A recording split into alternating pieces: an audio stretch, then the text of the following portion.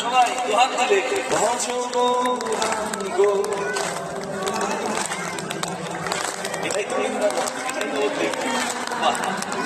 এবার যে জনা গৌরাঙ্গ ভজে সে হয় আমার প্রাণের। যে